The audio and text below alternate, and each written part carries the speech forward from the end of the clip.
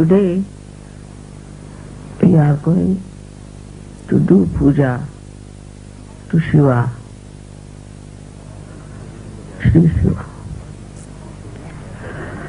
As you know, Sri Shiva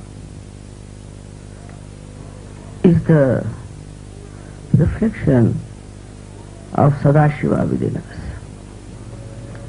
I've already told about the reflection.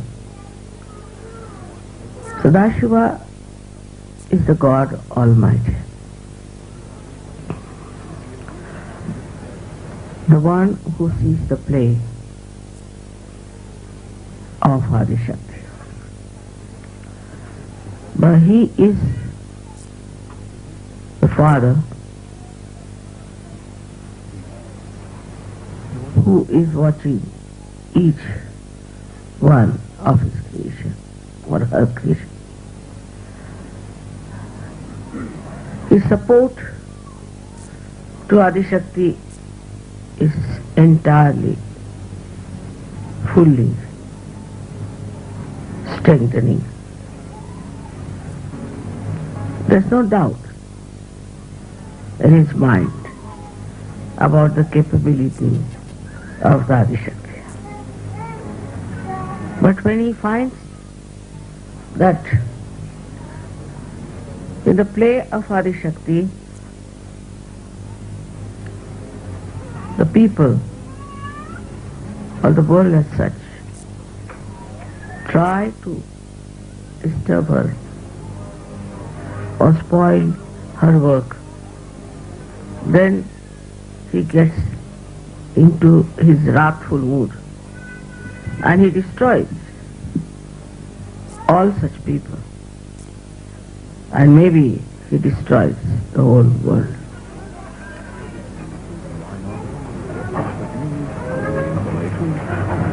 On one side he is wrathful, no doubt. On the other side is the ocean of compassion and joy. That's why when it is reflected within us, we get our self-realization. We get the light of our spirit, and we get into the ocean of joy. Also, he is the ocean of knowledge. So, those who get self-realized get the knowledge of the divine, which is very subtle, permeating into every atom and molecule. The power of this knowledge is there. His style is such that in his compassion he forgives even very cruel Rakshasas if they dedicate themselves to him, because his compassion has no limits. And sometimes the same people who are blessed by him try to trouble the devotees of Adishakti. But it is just to create a drama, an event. Unless and until there is some drama, people won't understand. We had to have Ramayana, we had to have Mahabharata, we had to have Christ being crucified, we had to have Muhammad being tortured. All that drama was there, because without events, people don't remember. So in the spiritual life of human beings, they have seen lots of dramas between the blessings of Shiva and the powers of the Adishakti.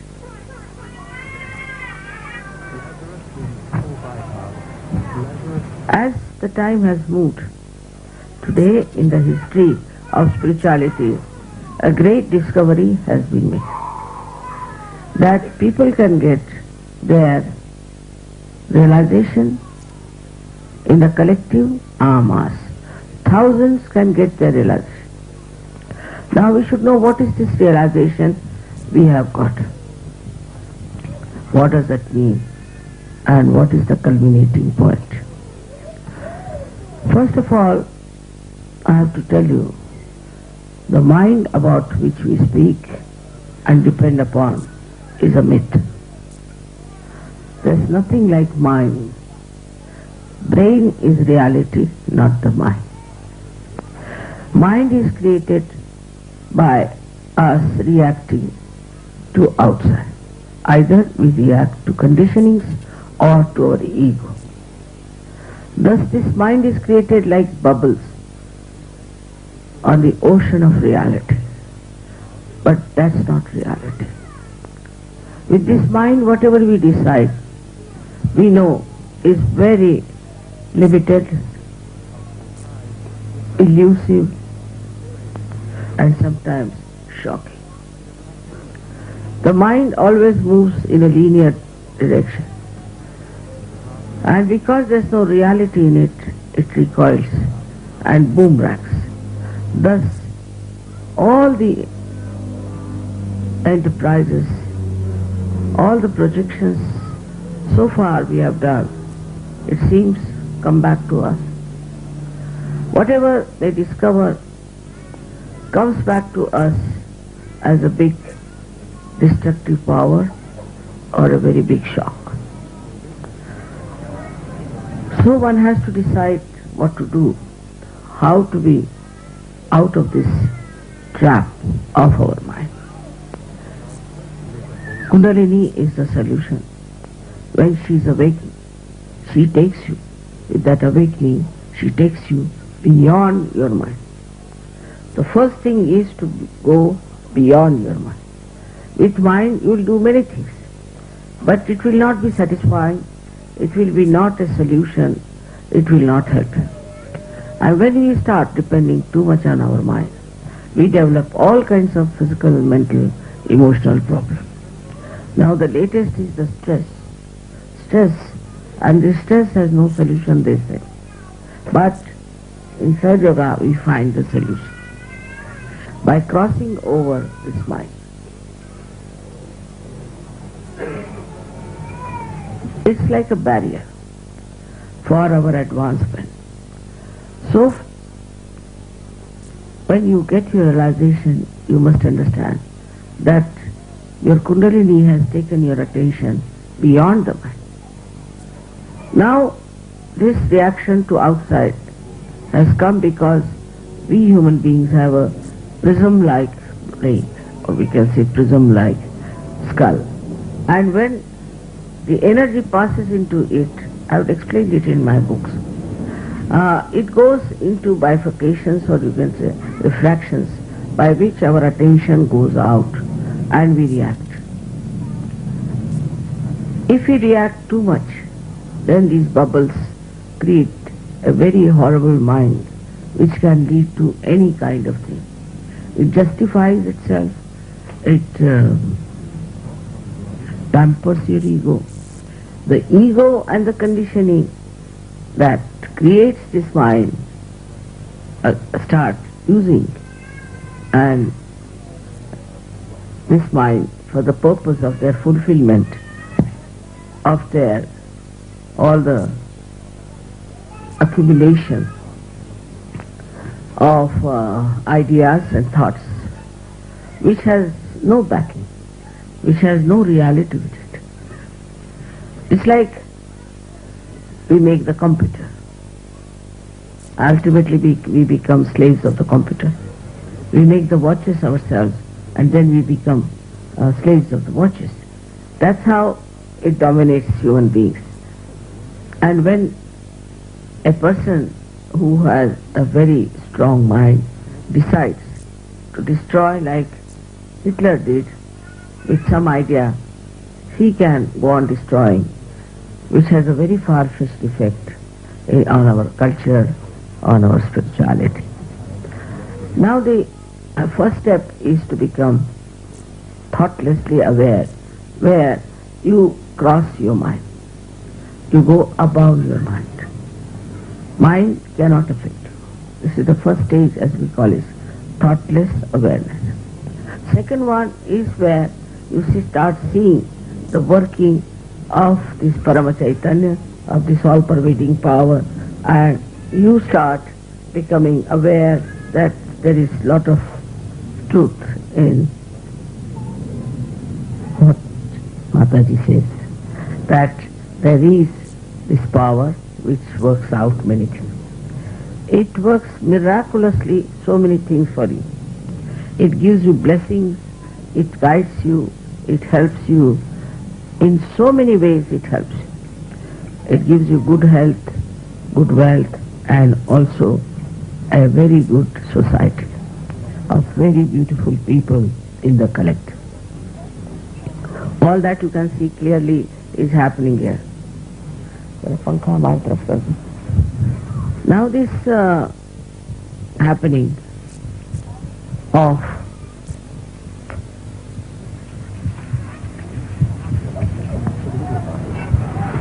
achieving thoughtless awareness is very simple and easy.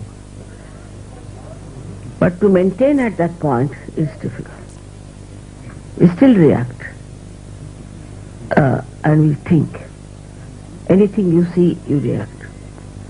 To get to that point in thoughtless awareness is first to change your attention. Now, for example, once we were climbing a very high mountain to see one temple called Palitana. Myself, my son-in-law, and my daughter. And we were really tired because we had to climb I don't know how many steps. And when we went up, we were tired, and there was a little canopy made of beautiful marble carving. So we just laid down there. They were very tired, and they said, "What is this kind of a temple?" Grudging.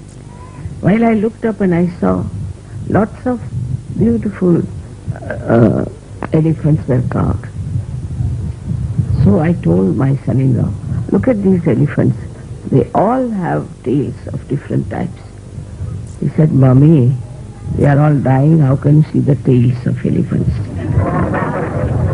But is just to divert their attention from that tiredness, I told them that why not see these tails of the elephant, which is very different.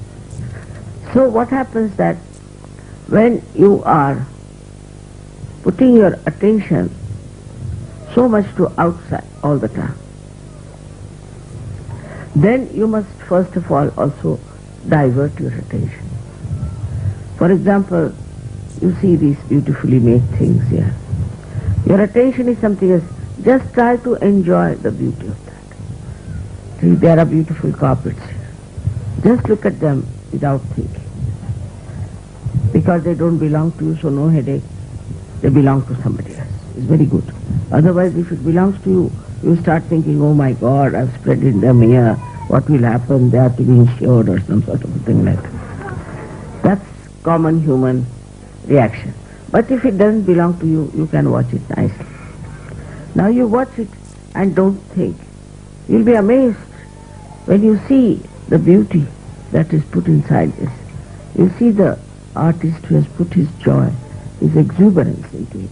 And you'll be amazed after realization that this exuberance will fill into you and a cool kind of a relaxation will come into you. And this Kundalini will rise and you will become steady in your thoughtless awareness. So whenever you look at anything, look at any beautiful thing, even say today's election, just watch the man who is elected. Watching him itself gives him blessings, gives him better ideas. You get also ideas which are coming from reality, which are there. How to make this man a successful person, or this country a successful democracy. All these things happen when your attention is diverted from criticizing, from reacting. Just you watch, become the witness, try to witness of it. It's not so very yet practiced. So far I've seen that whenever even we get our achieve our realization, we don't realize that we have to witness it. When you start witnessing through your spirit, then you don't see the bad points of another, but you see the good points. You just pick up the person with very good points. And see, so once you see that, the witness state enlarges and you start enjoying another person. You start enjoying everything that is there. Even a small blade of grass you can enjoy if you have that capacity. In Japan, Zen system started on these lines. And he made, Viditama was the person who started it. He made a garden out of moss, different moss, in very small. There were little flowers also. And hardly about 5 feet of the garden, which looks like a shape of a question mark, you can say. You have to go on a lift and you reach that platform on top of a hill or a mountain where you see this. All little mosses are there and you see differently arranged a beautiful garden. When you start seeing it, your thought stops. Because such a marvelous thing, when you put attention to it, to its creation, your thoughts stop. So you must practice as to find out what stops your thoughts, what makes you the witness. Once you develop this habit, you will station yourself nicely in the thoughtless awareness.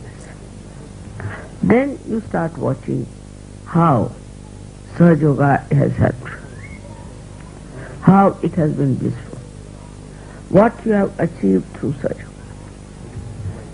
You will be amazed if you just start watching it everywhere. You'll be amazed how this Parama Chaitanya acts. Nowadays this Parama Chaitanya has become active because of Kruta Yuga. You can see from the way it is playing around with vibrations around me. You've seen so many photographs of mine where these vibrations are there. Also you've seen the photographs of many Sahaja Yogis sitting before me. On their head my name is written down in Arabic language. You've seen so many ways by which you can find out that there is the play of the divine. Now the mind will still try to say something. Don't listen, just watch. The effect of Sahaja Yoga you should watch on yourself, on your body. Don't think about it, but watch it. And you will be amazed how you are changed. To be very frank, when I come to Australia every year, sometimes I can't even recognize you. You look much younger, much better, much happier, and I don't recognize who are these people. It is this witness state which takes you to another realm which we call as doubtless awareness.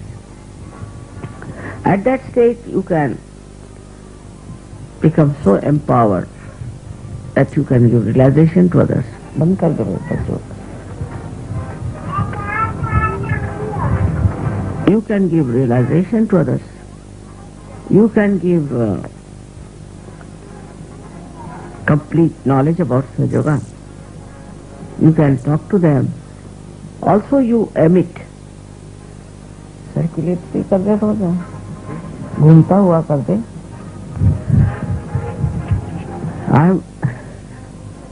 See, when I'm watching, I'm absorbing the heat. That's my trouble. So,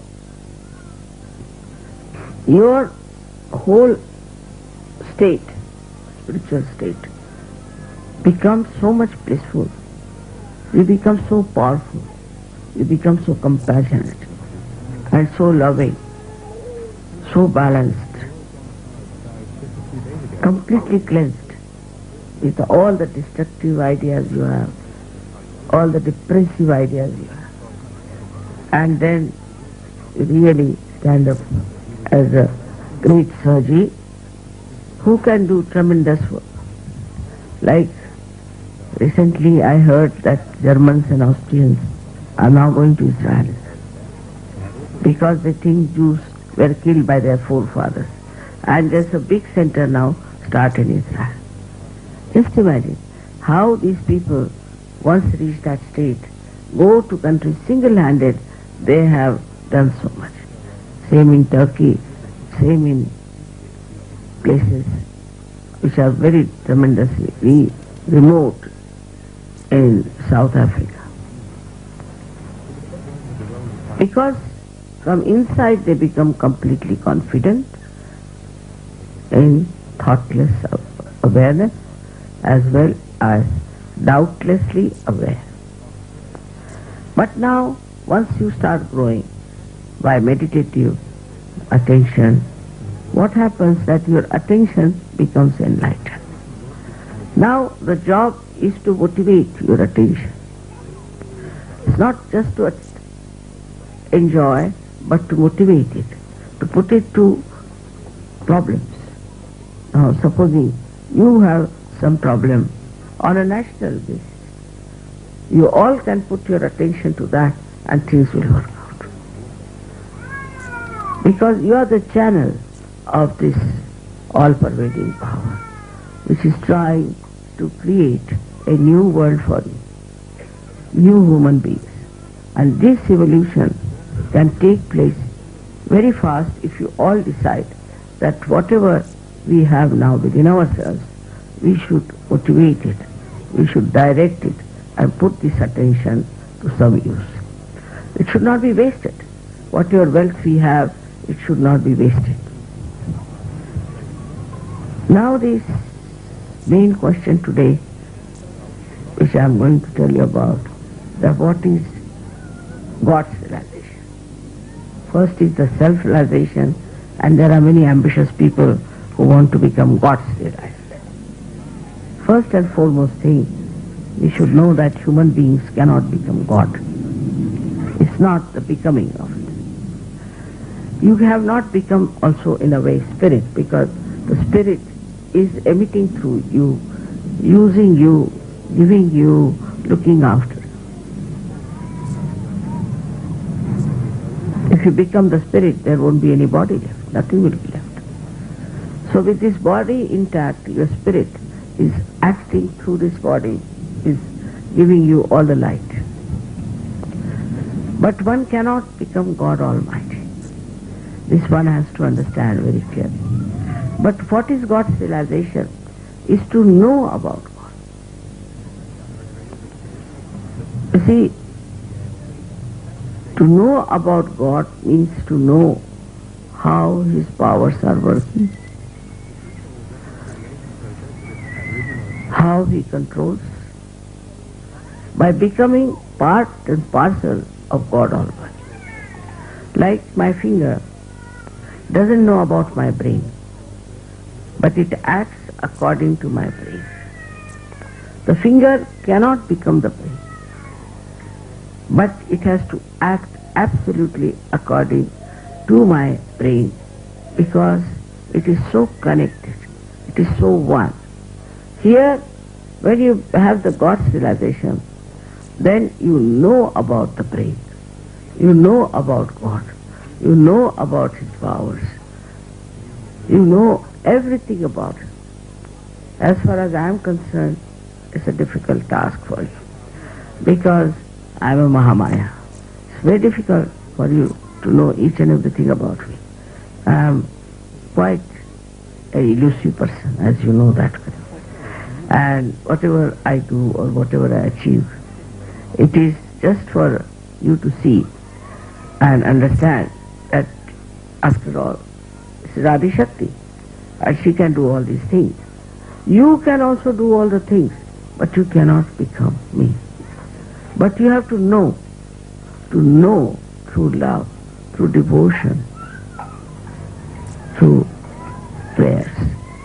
To know the God's powers is the way you are God realized. Then you can control the nature, you can control everything.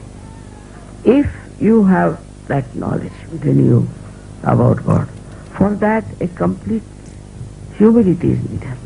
That you cannot become God. Cannot become God Almighty. You cannot become the deities. But definitely you can become God realized. Means God acts through you.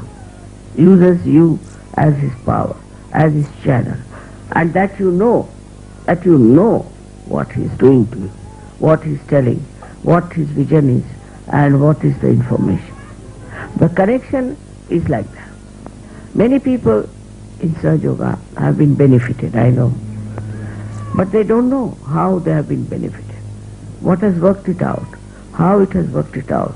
What connection of theirs has helped them?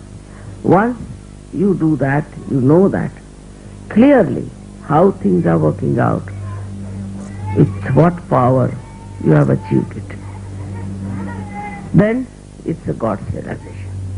Such people become extremely powerful in the sense that they can control so many things. There have been many saints of that kind, but sometimes they fell from even that and they developed their ego. They didn't have their own humility that they should have, that devotion, that dedication, that surrendering. They fell down. And you see them, I've seen some of them, that they become quite proud of their achievements and they don't want to give it to anyone. They think they have achieved it with great difficulties, and why should they give it to others? Such people are not going to rise very high.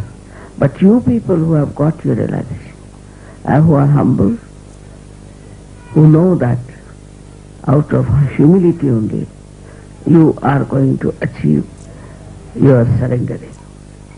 Islam means surrender. Muhammad Sahib has talked about Islam, meaning you surrender. If you cannot surrender, you can never know God. He has clearly said that unless and until you know yourself, you will not know about God. So as Sahajis, you have to know all the little things, all the big things, and all the great visions, that you can do it because of the grace of God, because of His blessings, because of His love for you, that you have entered into the kingdom of God. I may say you have entered, I may say you have achieved that state, I may say that, but still you are not there.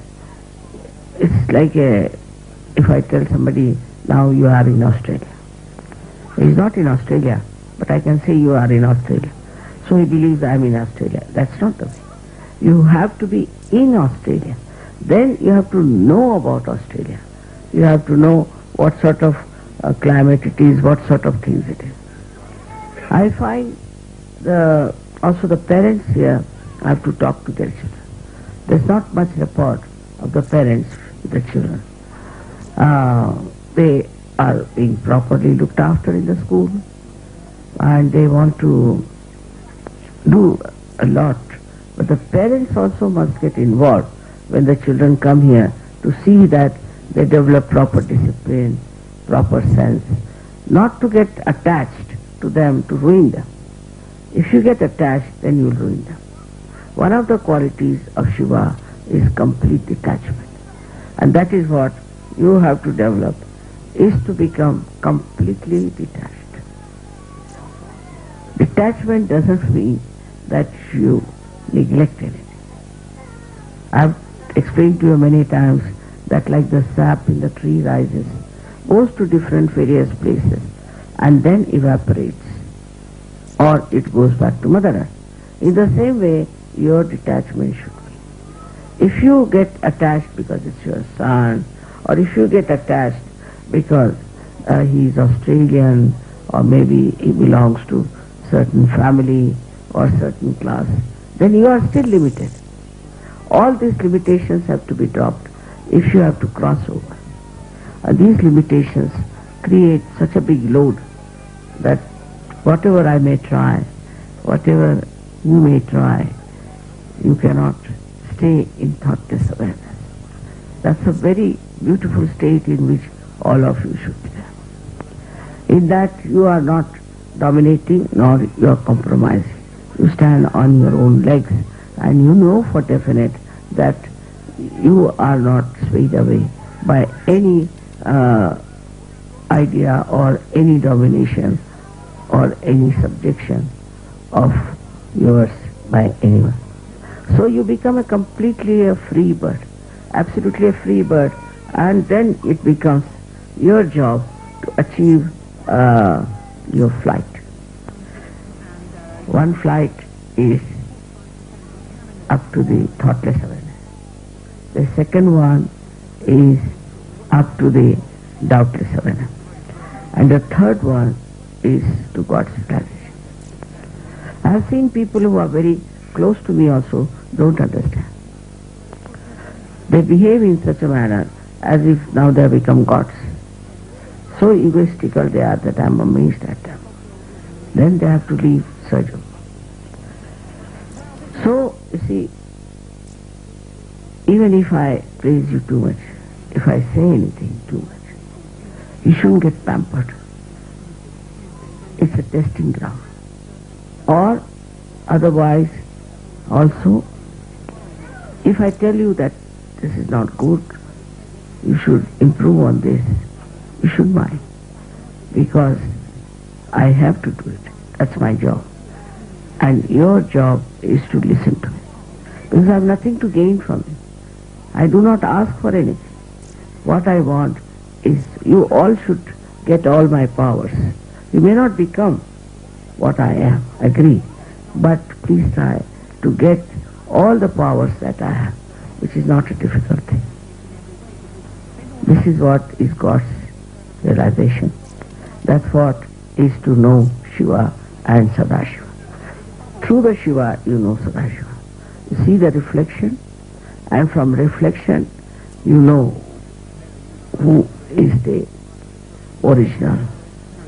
From the reflection you learn. Thus you reach that state where you think you are now definitely settled in the kingdom of God, and that you can see God. You can feel God. You can understand God. And you can love God. May God bless you. बड़ा पसीना सबकी heat आ रहा है.